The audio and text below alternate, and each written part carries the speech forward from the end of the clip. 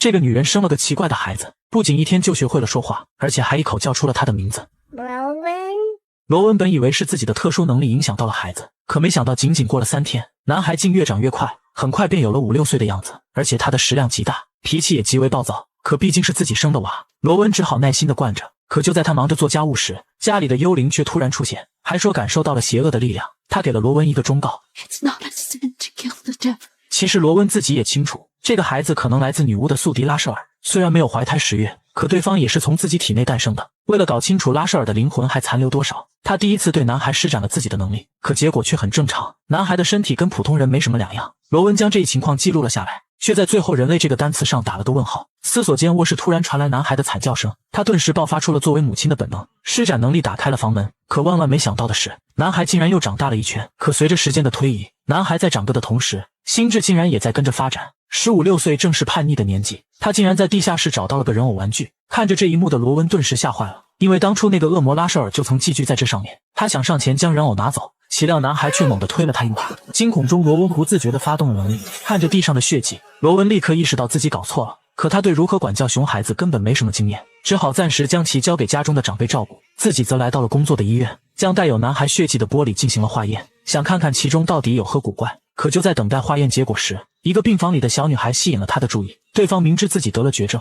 却很懂事的不想让妈妈哭泣，这跟家里那个逆子形成了鲜明的对比。他一时间有些心软，便发动能力治好了小女孩的绝症。可这番治疗消耗极大，就在罗文倒在椅子上陷入沉睡时，男孩竟然又长大了几岁，变成了一个17、18岁的小伙子。等罗文休息好回家后，他被惊得一时间有些不知所措，本想给对方一个拥抱，岂料男孩竟突然亲了上来。罗文赶紧制止了这一荒谬的行为，两人现在已经差不了几岁了，虽然是母子，可有些亲昵的举动显然已经不合适了。男孩有些委屈地来到窗边，却隐隐约约听到了不远处有嬉戏打闹的声音。趁着罗文不注意，他偷偷溜出了家，潜入了一家正在开派对的酒吧。看着面前无比香艳的一幕，他似乎闻到了跟母亲身上一样的味道，今晚注定会是个无比疯狂的夜晚。然而没过几个小时，男孩便慌张地敲开了家门，他也不知道究竟是怎么搞的，只希望母亲能救救这个女孩。可罗文虽然能医治绝症，却没法让人起死回生啊！跟大部分犯错孩子的母亲一样，罗文下意识地便包庇起了自己儿子。他把男孩锁在了地下室，自己则抱着尸体来到了河边，使用女巫的能力将其永远沉入了河底。岂料就在他忙着处理尸体时，拉舍尔却再次长大了几岁，偷偷溜出家门，循着味道找到了另一名梅菲尔家族的女巫。虽然家里突然出现个陌生男人很奇怪，可身为女巫的爱丽丝拥有占卜能力，她用塔罗牌测算过，自己只要不出门就不会有生命危险。而且她总觉得男人有些熟悉，好像曾经在哪里遇到过。相逢不如偶遇，她当即邀请了拉舍尔去家里喝一杯，孤男寡女共处一室，而且双方还互有好感。就在度过了一个美好的夜晚后，拉舍尔疼爱地看着熟睡中的女人，突然感觉肚子还是有点饿，正想去冰箱里找点吃的，岂料客厅里突然传来了惨叫声。爱丽丝捂着肚子不停哀嚎着，这便是拉舍尔的宿命。恶魔与女巫的结合注定不会有一个好的结局，可拉舍尔毕竟才刚出生7天，他完全是靠着本能在寻找自己喜欢的味道。爱丽丝死去的消息迅速在家族中扩散，罗文第一时间赶到了现场。他本想使用能力查看一下对方生前的画面，却被前来收尸的男人打断。好在通过查看屋内残留的气息以及那丢在角落里的奶瓶，他很快意识到是自己儿子干的。罗文循着儿子的气息一路找到了小树林，对方果然就躲藏在了这里。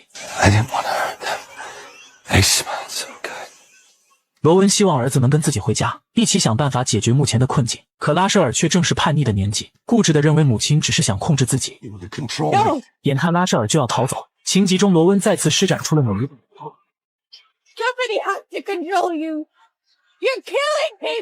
可拉舍尔显然不觉得人命比自由重要，他头也不回地向树林外跑去，毕竟是自己亲生的。罗文始终没能痛下杀手，只是一个劲的施法制造路障，希望能将拉舍尔困住，可惜最终还是失败了。就在几个小时后，拉舍尔躲进了一个地下室，彻底逃离了罗温的追踪。几滴血液从他手上的伤口处滴落，意外被地上的甲壳虫吞噬。谁也不知道虫族与恶魔结合后会发生什么。随着拉舍尔倒在地上沉沉睡去，几公里外的一个普通公寓内，年轻的摩雅跟母亲吵了起来。作为梅菲尔家族的一员，他天生便拥有读心的能力，可无论是谁都不喜欢自己的内心暴露在别人面前。于是母亲只好天天在家里把音响开到最大，以此抑制摩雅的能力。可摩雅哪受得了天天在家听广场舞的音乐呢？他有些气愤地摔门而出，却没想到这一次见面竟成了永别。就在这天晚上，拉舍尔循着味道找上了门。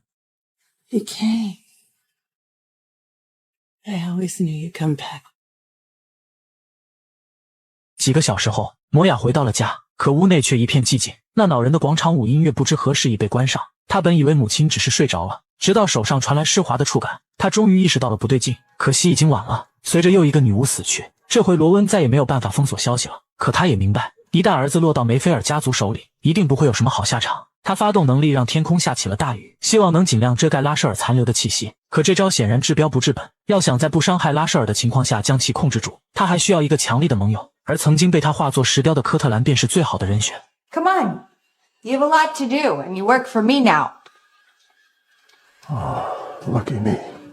但作为母亲的罗温为了保护家族的其他女性，决定配置一瓶魔药，消除众人身上的女巫气息。可由于他的力量来自拉舍尔，两人只要离得越远，这份力量就越弱小。如今的他甚至连正常的点蜡烛都做不到，只能无奈采用了最原始的办法。在科特兰的帮助下，罗温在家中举办了一次派对，邀请了家族里的大部分巫师。可要怎么说服他们喝下魔药却成了难题。在家族历史中，拉舍尔其实一直是作为守护神的存在，如今转世投胎后，很多人都是看在拉舍尔的面子上，这才接受罗温邀请的。要怎么解释拉舍尔其实是个专杀女巫的恶魔呢？可罗温也只能硬着头皮上了。尤其是看到有个男人在派对上不停地询问有没有人看见他失踪的女儿，罗温眼前仿佛闪过了那具被拉舍尔糟蹋过的尸体。可拉舍尔毕竟是他亲生的，他本来并不想宣布拉舍尔所犯的罪行，但一个电话突然打了过来，竟是拉舍尔又犯事了。原来自从上次被罗温打跑后，他在公园偶遇了一个同类，两人一见如故。眼看拉舍尔如此迷茫，不知道自己来到这个世间究竟要干什么，作为前辈的男人教导他 We're meant to call the herd.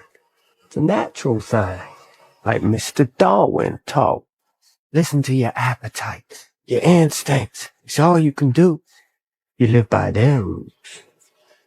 And you'll go crazy. 随着男人的离开，拉舍尔仿佛领悟到了什么，他来到一家酒吧，上来就点了2大杯牛奶。虽然他的身体已经成年了，可毕竟刚出生1个多礼拜，还处于哺乳期，想喝奶也很正常吧。老板娘倒也没有多想，可就在把2杯奶喝光后，拉舍尔却还有些意犹未尽，居然打起了老板娘的主意。原来老板娘正是梅菲尔女巫的一员，拉舍尔被她身上的气息所吸引，忍不住想要发展一下爱情。可老板娘的丈夫就在边上，眼看勾搭不成，她竟一直忍到了店里的客人走光，随后起身锁好大门，转头就想用强。老板娘奋力挣扎，老板也掏出了球棍上来帮忙。可拉舍尔虽然失去了恶魔的记忆，力量却远超普通人类，反手就把老板按在了墙上。好在老板娘及时打碎了酒瓶，径直捅向了拉舍尔的脑袋，疼痛让他瞬间清醒过来，恢复了属于人类的理智。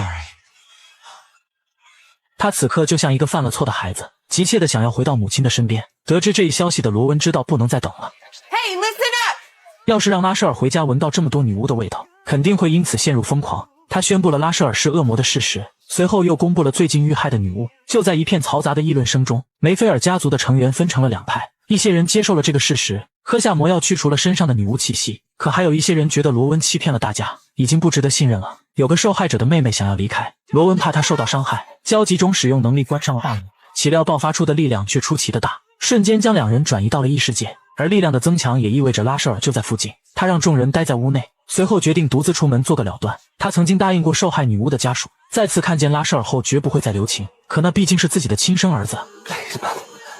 眼看罗温陷入了两难之地，边上突然窜出一个人影，朝着拉舍尔放出了淡紫色的气体。罗温下意识地挡在了儿子面前，随着他的意识渐渐模糊，边上突然驶来几辆小汽车，二话不说就把拉舍尔拉进了车里。他现在就是一个坐拥宝藏却不知道如何使用的孩子，自然会吸引到黑恶势力的亏欠。然而当格里夫在牢里一番搜寻后，却始终没有发现拉舍尔的身影，他满心疑惑，只好找到监狱的管理员询问情况。岂料登记簿上竟然根本没有拉舍尔的名字，他瞬间意识到自己上当了。好在用于抓捕拉舍尔的车辆很快被找到，格里夫见状当即单手捏印，在车内仔细搜寻拉舍尔的气息。他拥有记忆回溯的特殊能力，能够通过触碰物品回溯过去发生的景象。随着他的感知，真相渐渐浮出水面，拉舍尔已被秘密转移，他从始至终都被人利用。而在这一系列事件中，受影响最大的其实是罗温，他的力量源自拉舍尔，对方只要离他越远，他的力量就越弱小。之前他能力失控把妹妹变成了幽灵，如今再想变回来就难了。更糟糕的是，他们所在的古宅也是基于拉舍尔建立的，如今墙壁已经变得比纸都要薄了。一旦拉舍尔的力量彻底消失，房子没了倒是小事，问题是两个妹妹可能永远回不来了。罗温和坦尼亚终于达成了一致，为了救回自己的亲人，关于是否要杀死拉舍尔的问题得先放一放了。他们找到了家族的长老，希望能用巫术锁定拉舍尔的位置，同时讨论一下如何去除拉舍尔身上的魔性。可刚一走进屋内，他们便看到了无比惊奇的一幕。原来唱片机中封印着一只恶魔，两位长老必须轮流进去陪对方跳舞，以此来防止恶魔脱困。说话间沙漏刚好走完，是时候换班了。连运动相机这种摄影器材，还有 LV 包和腕表之类的奢侈品都能回收，趁着旧的还值钱，赶紧找转转回收就对了。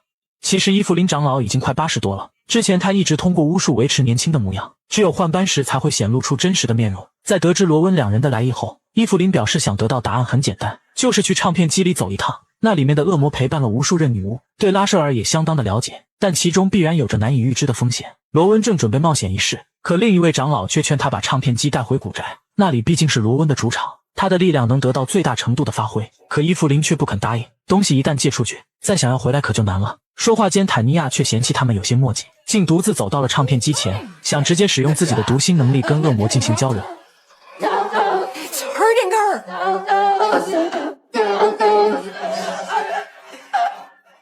他显然有些高估了自己，可罗温此时力量大减，根本帮不上忙，只好赶紧叫救护车把坦尼亚送到了医院。就在几个小时后，坦尼亚终于从昏迷中苏醒，他已经失去了触碰唱片机时的记忆，只知道那里面有个极为恐怖的存在。可罗温却依旧没有退缩，那是帮助拉舍尔唯一的办法。身为母亲的他怎么可能放弃呢？他回到家中，在长老的帮助下缔结了契约，随后毅然喝下药水。就在充沛的魔力包裹中，罗温的灵魂跨越了重重封印，来到了传说中的梅菲尔家族禁地，而这里关押着的正是家族的上一任家主朱利安。为了寻找转世恶魔拉舍尔，罗温不惜冒着未知的风险来到此地，可面前的老人却一动不动，仿佛一具没有灵魂的躯壳。他伸出手想试探一下脉搏，原来老人寂寞了这么久，好不容易来了客人，而且还是个漂亮的女人，他实在忍不住调戏了一番。可接下来无论罗温问什么，他都没有再说一句话，罗温只好选择了撤退。结束仪式的方式也很简单，他只要在心里默念想要出去。外面拥有读心能力的坦尼亚在收到消息后，便会用自己的灵魂作为绳子，带罗温逃离禁地。他们接下来本打算商量一下，如何才能让朱利安开口，可此时罗温却惊奇地发现，被救走的只是自己体内的一部分。朱利安的大笑声从身后传来，他已然恢复了真实的面貌。难得有这么漂亮的后辈，他怎么舍得让对方轻易离开呢？梅菲尔家族的每个女巫都有一项特殊能力，而身为家主的朱利安更是变态，可以分割和抹消人类的灵魂。仪式其实并没有结束，一旦超过限定时间还未逃离，罗温的一部分便会永远困在禁地中。说到这，他反而不急了，既来之则安之，还不如先问问怎么找到拉舍尔。岂料朱利安却有些好奇，罗温跟拉舍尔究竟是什么关系呢？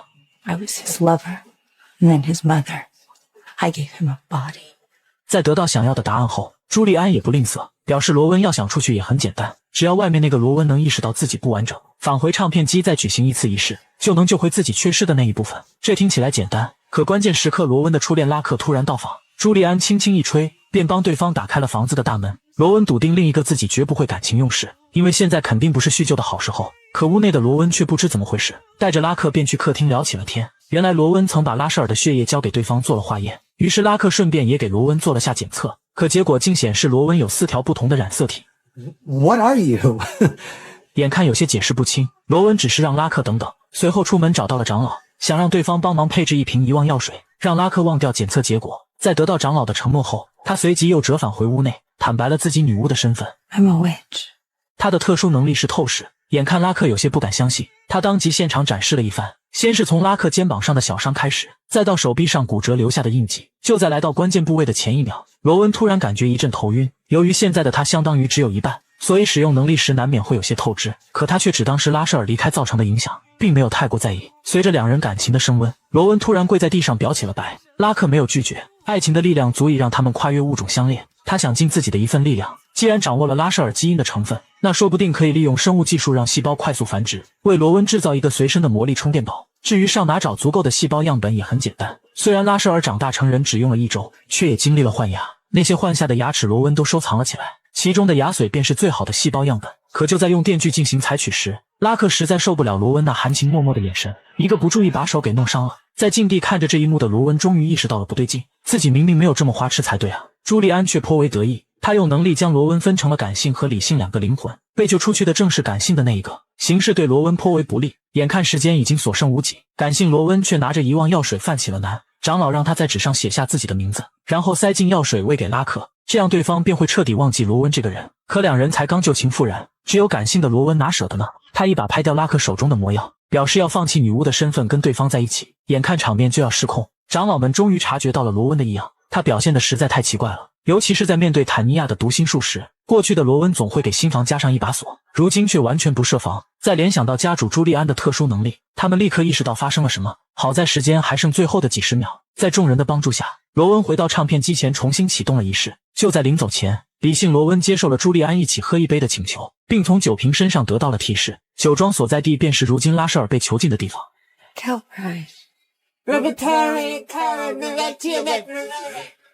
Bon voyage, ma chère。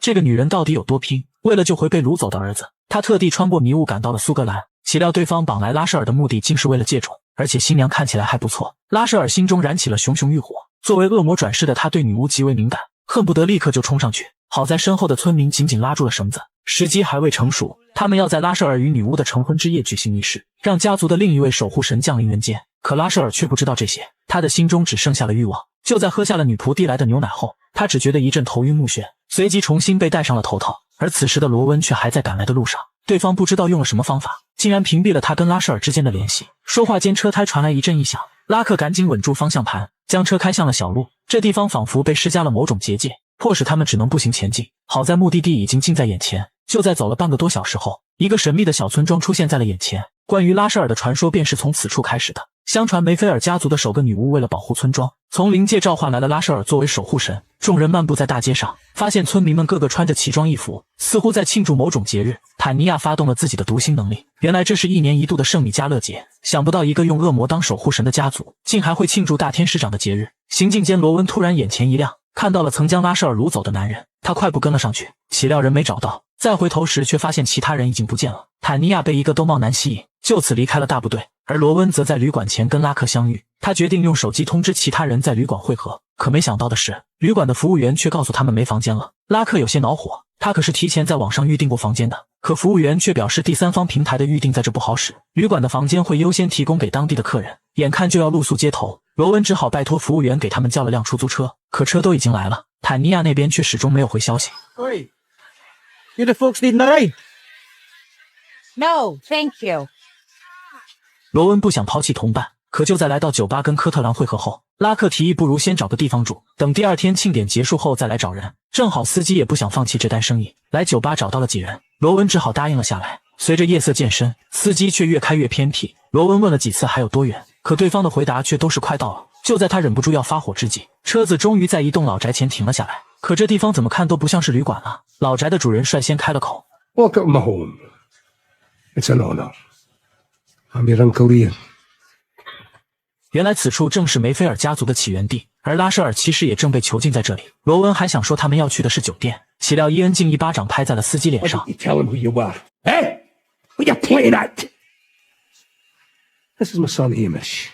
看到这，罗温突然不在乎了，既来之则安之，他倒要看看对方想玩什么把戏。几人当即在老宅中安顿了下来，可或许是因为过节的缘故，老宅里此时一派热闹欢腾的景象。拉克本以为就是场普通的派对，却意外在地上捡到了一张人皮面具。他好歹是个医学博士，立马认出这是货真价实的人皮，可周围的人却没有理他，反而戴上面具扮演起了丧尸。拉克被吓得不轻，他第一次发现原来巫师的世界竟是如此恐怖。恰好此时罗温也在房间找到了伊恩的小孙女，并从对方口中得知了借种仪式的事情，而拉舍尔显然就是仪式的主角。他本打算跟伊恩好好讲讲道理，说清楚仪式可能带来的灾祸，岂料伊恩却一副你能奈我何的表情。罗温只好发动了自己的能力，他虽然失去了拉舍尔的魔力来源，但透视和改变血肉组织的能力还是正常的。 Having trouble breathing?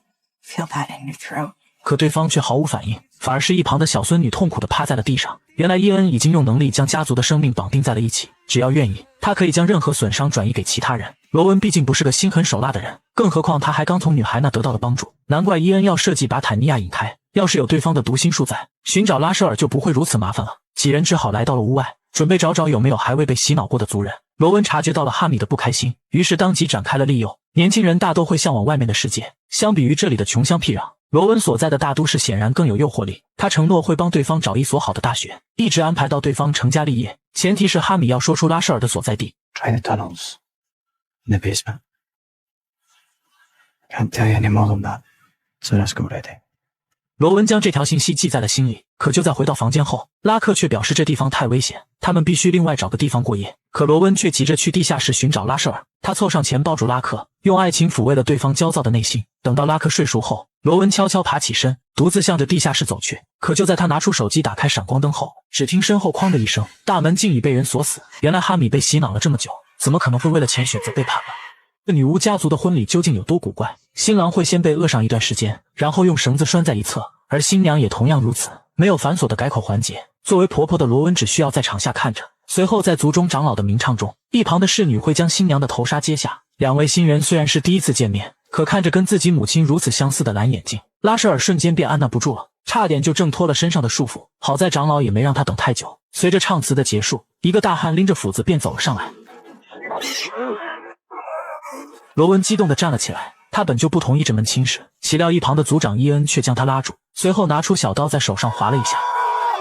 奇怪的是，伤口处没有一丝血迹，而不远处的拉克却突然惨叫起来。罗文顿时明白了，自己心爱的小男友这是中了血咒，无论伊恩对自己造成任何伤害，最终都会被转移过去。可他究竟是什么时候施的咒呢？原来就在昨天晚上，趁着罗文去地下室寻找儿子，一个女人偷偷溜进了他们的房间，随后利用巫术催眠了拉克。紧接着身后的两位老仆便开始了仪式。每次家族的孩子出生时，他们都会举行一次仪式，方便伊恩进行控制和洗脑，而拉克则是这个仪式中唯一的普通人。在催眠术的作用下，他感受不到任何的痛苦，甚至第二天起来还会觉得特别精神。罗文也曾想过提前叫停婚礼，可就在他费了不少劲从地下室脱困后，却发现拉舍尔已被洗脑。他虽然看上去年龄有点大，实际却刚出生不到1个月。作为恶魔转世，他的血肉充满了魔力，对巫师来说就跟唐僧肉差不多，一滴血便能让枯木逢春。这么精彩的剧情肯定要有好的设备观看。最近收拾价把落灰很久的 iPad Air 5在转转上卖了3600多，我才知道转转不只收手机，就连笔记本、平板这种数码产品，还有数码相机之类的摄影器材都能回收，一键下单就有小哥上门，通通打包带走，特别方便。总之听我的，想快速回收换钱，放心去转转就对了。罗文希望他能压抑心中的欲望，只当个普通人。可拉舍尔自从远远的见了新娘一面后，便陷入了爱河不可自拔。至于举行婚礼后会发生什么，其实还跟梅菲尔家族的起源有关。此时格里夫从猎魔协会找到了一具骸骨，正是来自拉舍尔的第一次转世。通过自己回溯记忆的能力，关于婚礼的秘密终于被解开。就在500多年前，女巫一族的王后诞下了一个男孩，可由于其父亲只是个凡人，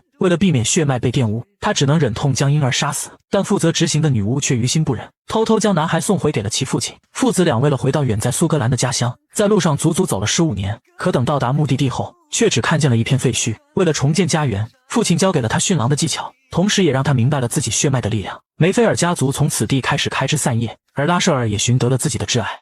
And I knew I was meant to have a family of my own.